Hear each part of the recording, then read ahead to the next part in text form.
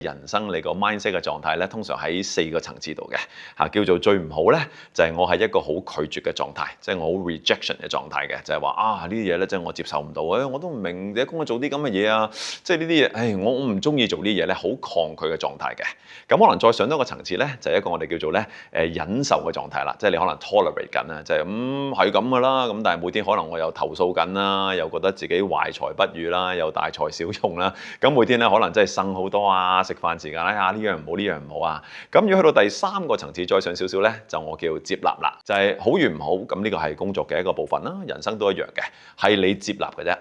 咁當然我成日強調一個點咧，就係你接唔接納一件事咧，係冇人可以話俾你聽嘅，係你自己一個意識上嘅抉擇嚟嘅啫。你能夠接納，工作就係咁，咪就係可以接納咯。如果你要唔接納咧，即使你工作再好咧，你都可以唔接納嘅。咁我就去諗翻自己啦，咦，究竟我係咪真係接納到件事咧？因為如果你接納工作，呢啲都係其中嘅一個部分嚟嘅。等於我咁多年打工，我都盡量做啲我中意做嘅嘢啦。但係咪工作每天每一個部分都係我最中意咧？一定唔係嘅。但係我接納咗就係工作本身就係咁咯，人生就係咁咯，都唔會所有嘢都一定美好噶嘛。咁我有咗呢個心態咧，咁我又會開心少少咯喎。咁當然啦，如果能夠去到第4個再高少少嘅層次咧，就係接納以外咧，我真係能夠感恩呢件事嘅。咁我諗呢個就係最困難嘅，好多朋友即係你話工作點解會有感恩咧？真係好辛苦做啲嘢喎。咁我都係嗰樣嘢啦，接納係一個選擇，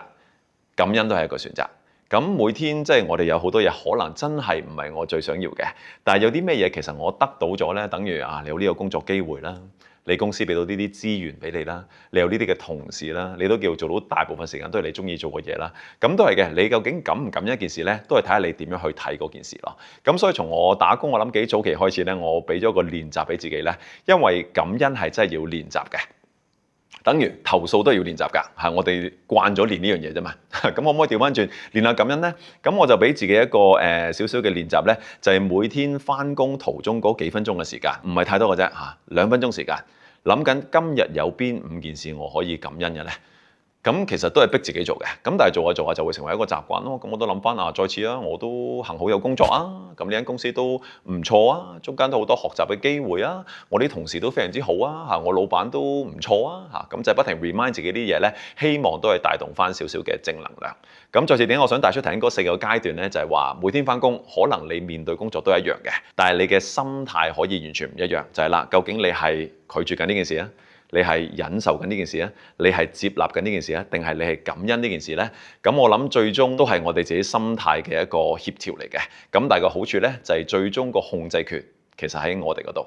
無論身邊發生緊咩事咧，其實係冇人能夠控制我哋點樣感受呢件事嘅，因為呢件事係完全係我哋嘅 focus 擺喺邊度啦。